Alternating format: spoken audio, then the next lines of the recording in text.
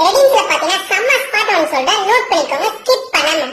Valerie சரௌண்டிங்ல round ஆனா அங்க இருந்து அப்படியே நீங்க லெஃப்ட் எடுத்து ஒரே ஸ்ட்ரைட்டா நீங்க போயிட்டே இருக்கும்போது பாத்தீங்கன்னா கரெக்டா இந்த நேம் போர்டு இருக்கும்.